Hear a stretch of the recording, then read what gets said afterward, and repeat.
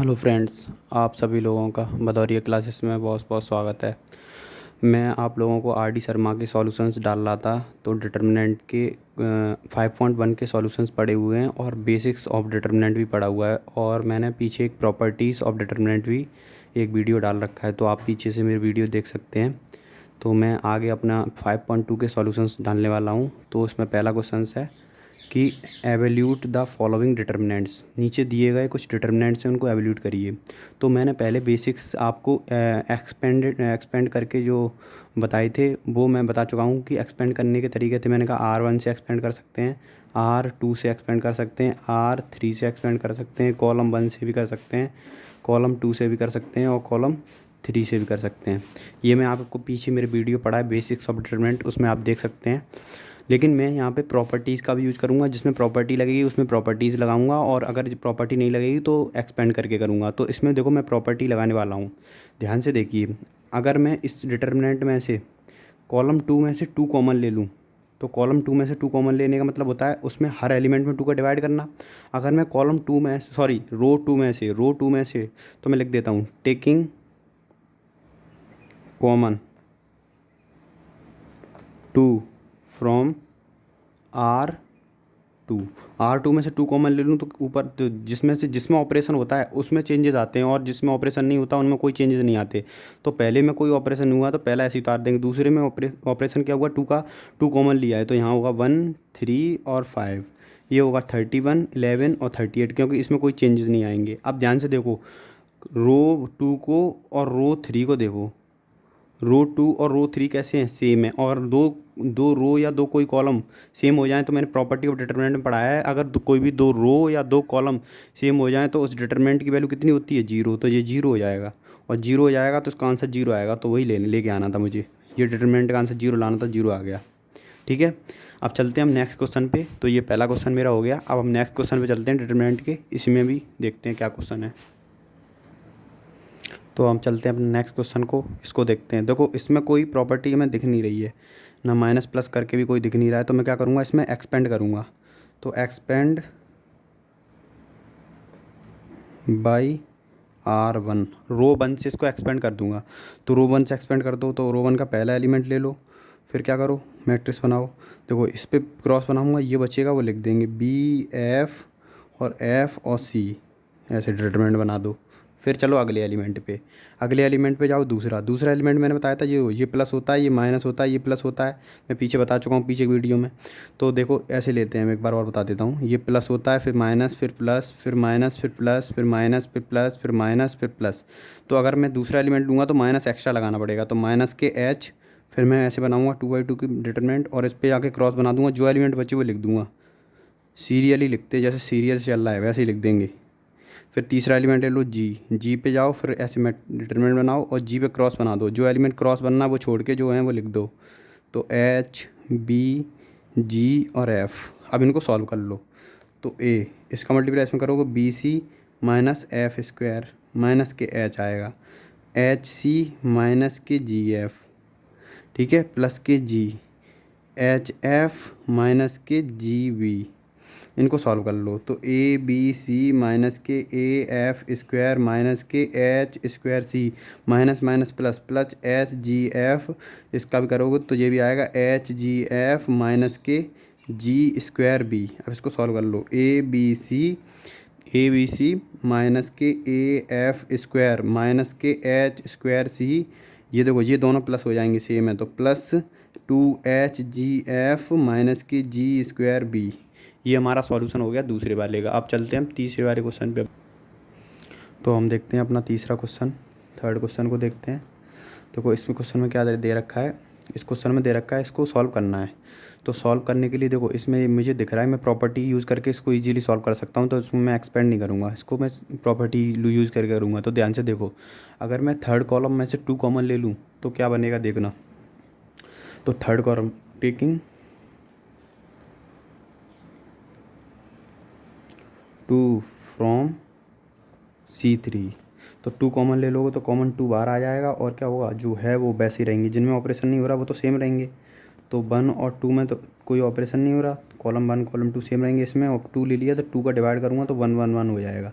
अब याद करो मैंने डिटर्मिनेंट में हमेशा तुम्हें बताया कहीं भी तुम्हें 3 1 दिख रहे हो तो हमेशा 2 जीरो बनाओ, और 2 जीरो बना लो, फिर एक रह जाएगा उसको ईजिली हम एक्सपेंड कर देंगे। तो ध्यान से देखो, मुझे देखो इसको जीरो बना सकता हूँ मैं, कैसे बनाऊँगा? तो मैं यहाँ पे मैं दो एक ऑपरेशन लगा रहा हूँ। देखो पहले R3 में ऑपरेशन लगा रहा हूँ, R3 में से R2 को माइनस कर रहा हूँ। तो देखो R3 में ऑपरेशन लगेगा, जिसमें यहाँ पे जो लिखा होता है उसमें ऑपरेशन लगता है, और किसी में ऑपरेशन नहीं लगता। बस R3 में ऑपरेशन क्या लग रहा है? R2 माइनस करना, और जो जिसका ऑपरेशन हो रहा है वो चेंजेस उसमें ही चेंजेस आते हैं, और जिसमें ऑपरेशन नहीं हो रहा है वो वैसे का सेम रहता है। तो देखो जो दो में और तीन, फर्स्ट में और सेकंड में कोई ऑपरेशन नहीं हो रहा तो फर्स्ट और सेकंड ऐसे उतार देंगे, और थर्ड में ऑपरेशन हो रहा है उसको देखते हैं, तो ये तो सेम उतार देंगे। ऑपरेशन क्या लग रहा है कि थर्ड रो में से सेकंड रो माइनस करनी, तो 1 में से बन जाएगा 0 बचेगा, 5 में से माइनस बन जाएगा, तो -1 घटाना है, तो 5 में से माइनस का -1 तो ये 6 हो जाएगा प्लस का, तो यहाँ हो जाएगा 6। ऐसे ही 3 में से 4 जाएंगे तो -1 बचेगा। ठीक है, ये हो गया, एक जीरो बन गया। अब दूसरा जीरो बनाना है, तो दूसरे जीरो के लिए क्या करूँगा? R2 में ऑपरेशन लगाऊंगा, R2 में से R1 माइनस कर दूंगा, तो R2 में से R1 माइनस कर दो तो 1 -3 और 1 -1 6 और 0। अब क्या करो, इसमें से ये माइनस करो ये 0 हो जाएगा, इसमें से ये माइनस करोगे तो -1 में से माइनस के 3 करोगे तो माइनस माइनस प्लस हो जाएगा, -1 प्लस के 3 ये आ जाएगा 2, तो यहाँ हो जाएगा 2। ऐसे ही 4 में से 1 जाएगा, ये बचेगा 3, तो ये 3 हो जाएगा। अब देखो ध्यान से, दो तो एक्स्ट्रा चल रहा है मल्टीप्लाई में। अब देखो इसको डिटर्मिनेंट को सॉल्व करना बहुत ईजीली है। देखो अगर मैं इसको एक्सपेंड कर दूँ बाई कॉलम 3, तो देखो इसको तो सॉल्व करना नहीं, इसमें भी नहीं सॉल्व करना, क्योंकि 2 जीरो को मल्टीप्लाई किसी को जीरो कर देगा, ये भी जीरो कर देगा, इससे कर लो बस। तो क्या करो, कॉलम 3 को ऐसे इस पर खड़े हो जाओ, क्रॉस बना दो। तो क्या करूँगा, इसको यहाँ पे ब्रैकेट में 1 × इसको क्रॉस बनाओगे, इसका मल्टीप्लाई इसमें करोगे तो कितना आएगा 18, और इसका मल्टीप्लाई इसमें करोगे -के 2, तो कितना होगा 2 × 18 प्लस के 2 कितना हो जाएगा 20, तो 2 × 20 = 40 आंसर आ जाएगा। तो मेरा डिटरमिनेंट का आंसर कितना आ गया 40। कितनी इजीली सॉल्व कर लिया। अगर मैं एक्सपेंड करते तो किसी R1 या कॉलम किसी से भी करते तो 3 बार सॉल्व करना पड़ता, मैंने प्रॉपर्टी का यूज करा, एक बार में सॉल्व हो गया। तो ये मेरा क्वेश्चन हो गया थर्ड वाला। अब हम चलते हैं नेक्स्ट क्वेश्चन फोर्थ वाले पे। तो हम स्टार्ट करते हैं अपना नेक्स्ट क्वेश्चन। देखो इसमें भी ऑपरेशन लगाएंगे। देखो इसमें R3 में ऑपरेशन लगाएंगे, R3 में से R2 को माइनस करो। तो देखो तो किस में ऑपरेशन लग रहा है R3 में, यहाँ से चेक करते हैं, एरो लग रहा है यहाँ से। तो R3 में ऑपरेशन लग रहा है, तो R3 को छोड़ के सब उतार दो पहले, नहीं तो गलती हो जाती है। R3 को छोड़ के सारे उतार दो। अब R3 में ऑपरेशन क्या लगा, R2 माइनस कर दो। तो 9 में से 4 जाएंगे, यहाँ बचेगा 5, 60 में से 9 जाएंगे, यहाँ बचेगा 7, और 25 में से 16 जाएंगे, यहाँ बचेगा 9। ठीक है, अब अगला ऑपरेशन लगाते हैं। अगला ऑपरेशन क्या होगा, R3 में ही ऑपरेशन लगाएंगे, R3 में से R1 माइनस कर दो। तो देखो 5 में से बन जाएगा, ये बचेगा। देखो ऑपरेशन किस में हो रहा है R3 में, तो पहले जो नहीं हो रहा जिसका ऑपरेशन उनको उतार दो। अब ऑपरेशन करते हैं। देखो R3 में ऑपरेशन हो रहा है, R3 में से R1 मतलब इसमें से ये जाएगा, यहाँ बचेगा 4, 7 में से 4 जाएगा, यहाँ बचेगा 3, 9 में से 9 जाएगा, ये बचेगा 0। अब देखो इतना ऑपरेशन हो गया। अब ध्यान से देखो, अगर मैं अब ऑपरेशन लगा रहा हूँ R2 में से R1 को माइनस कर दो, वो R3 को माइनस कर दो। तो ध्यान से देखो ये ऑपरेशन किस में R2 में है, तो R2 को छोड़ के सब उतार दो। अब R2 में ऑपरेशन लग रहा है, इसमें से माइनस करो, ये 0 हो जाएगा, इसमें से करोगे तो ये बचेगा 6, इसको इसमें करोगे तो ये तो 16 ही बचेगा। 0 देखो 60 में 0 जाएगा, 16 बचेगा। अब इसको एक्सपेंड कर दो, एक्सपेंड बाई R3। तो देखो R3 से करोगे तो इसको यहाँ से देखो 4 पहला एलिमेंट 4, तो 4 प्लस का आएगा। अब क्या करो, ब्रैकेट बनाओ, इसको इन दोनों को सॉल्व कर लो। तो 16 4 जा 64, माइनस करोगे कितना आएगा 9 का, यहाँ पे सॉरी रुकना, हाँ यहाँ पे आएगा 54। ठीक है, और अगला एलिमेंट ले लो 3, माइनस का आएगा। फिर क्या करोगे, इस पर क्रॉस बनाओ, तो इसका मल्टीप्लाई इसमें करोगे, ये आएगा 16, इसका इसमें करोगे, ये आएगा 0 माइनस का, तो 4, ये आएगा यहाँ पे 10, -3 × 16, तो ये आएगा 40 माइनस के 48, तो 48 में 4 यहाँ पे बचेगा माइनस का 8, ये मेरा आंसर होगा। ठीक है, तो ये क्वेश्चन समझ में आया होगा आई होप। तो अगले क्वेश्चन पे चलते हैं हम अब। तो नेक्स्ट क्वेश्चन देखते हैं। देखो इस क्वेश्चन को करने के 3 तरीके दिख रहे हैं मुझे, या तो एक्सपेंड कर दो, या फिर क्या करो 2 को कॉमन ले लो, फिर 3 1 बन जाएंगे, और 3 1 बन जाएंगे फिर क्या करो 2 जीरो बना लो। कैसे? R3 में से R2 माइनस कर दो, एक जीरो बन जाएगा। R2 में से R1 माइनस कर दो, एक जीरो बन जाएगा, 2 जीरो बन जाएंगे, इसको एक्सपेंड कर दो। एक और तरीका है सिंपल, देखो मुझे दिख रहा है।